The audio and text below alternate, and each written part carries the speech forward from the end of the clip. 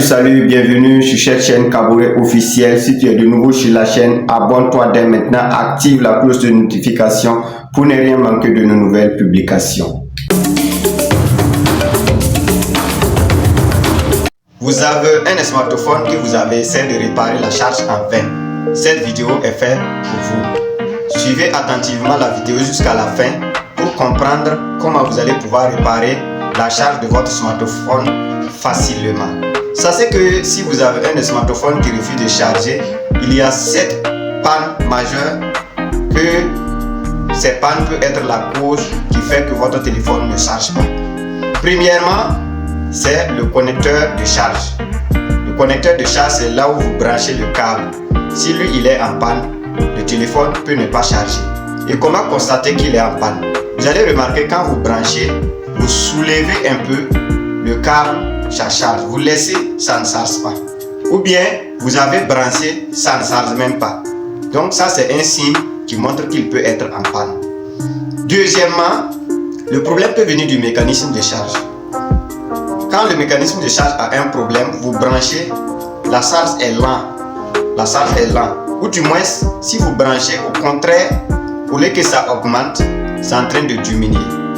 Donc ça c'est un constat que vous allez connaître que le problème n'est pas du connecteur de la charge, mais plutôt du mécanisme de charge. Maintenant, en troisième position, le problème peut venir de la nappe de charge. Pour constater que le problème vient de la nappe de charge, quand vous branchez le portable, vous allez remarquer que peut-être le chargeur même peut s'éteindre. Ou du moins, lorsque vous branchez le portable, vous allez remarquer que le portable même peut s'éteindre. C'est des signes qui vous montrent que la nappe de charge a un problème. Puisque c'est du courant. Et si au niveau de la nappe de charge, il y a des fils.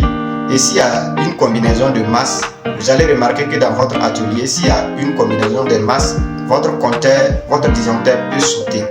C'est ce qui va faire que le chargeur, ou du moins votre téléphone portable, peut s'éteindre.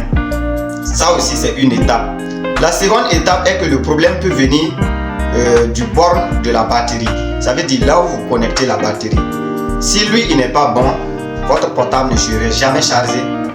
Voilà, certainement sur les Android, ça peut même débrancher un peu. Et si vous n'avez pas bien constaté, vous allez essayer de changer les connecteurs de charge, changer les mécanismes de charge, changer les nappes de charge, et le problème reste toujours.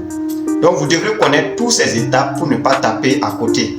Donc maintenant, ce qui suit, le problème peut venir encore de quoi? Le problème peut venir de la batterie elle-même. Si la batterie n'est pas bonne, vous branchez et vous allez remarquer à un certain temps, ça fait pip pip, erreur de charge. Donc il faut que vous remarquez la première batterie qui était dans votre smartphone prenait combien de ampères. Sinon la batterie peut être bonne, mais s'il ne correspond pas à l'appareil, ça va toujours signaler erreur de charge. Ça aussi c'est un autre problème qu'on constate au niveau des problèmes de charge.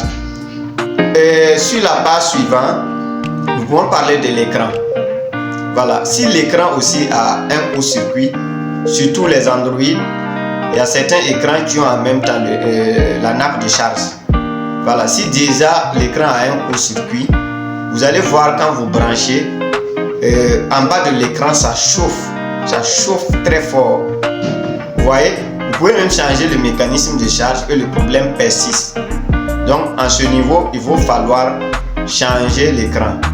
Donc ça aussi, c'est un cas que nous constatons souvent. Le problème peut venir aussi de la plaquette. Voilà, le problème peut venir de la plaquette. Si la plaquette aussi, je vous avais dit qu'il y a certains circuits qui sont des conducteurs au niveau de la plaquette. J'ai fait la vidéo, vous pouvez aller revoir les vidéos précédentes. Voilà. Et si la plaquette a un problème, vous allez aussi avoir du mal à pouvoir charger l'appareil. Maintenant, le conseil que je vais vous donner ici, c'est sur les smartphones. Voilà, je vois généralement beaucoup qui disent que certainement, surtout les Tecno Spark 8C, voilà, nous on a changé le mécanisme de charge, on a beau faire, mais ça ne charge toujours pas. On a aussi ces problèmes-là. Qu'est-ce que je vais vous conseiller? Au niveau des mécanismes de charge, ce qui est sorti avec l'appareil et ce que vous payez sur le marché n'est pas la même chose.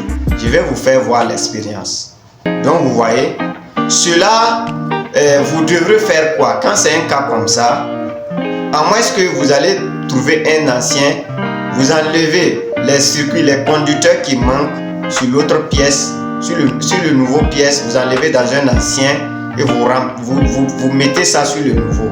Vous allez voir que la charge se maintient. Ou du moins, vous essayez de réparer, changer uniquement le connecteur de charge au niveau de l'ancien mécanisme. Donc ça aussi c'est un conseil que je peux vous donner. Donc c'était tout pour cette vidéo. N'oubliez pas de nous dire dans les commentaires si à travers de cette vidéo vous avez retenu encore quelques notions qui vont vous permettre de pouvoir réparer facilement la charge de vos smartphones.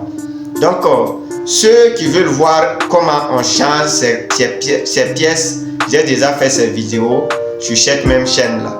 Donc je mettrai ces liens en commentaire. Vous allez partir voir comment on change certains de ces composants. Merci.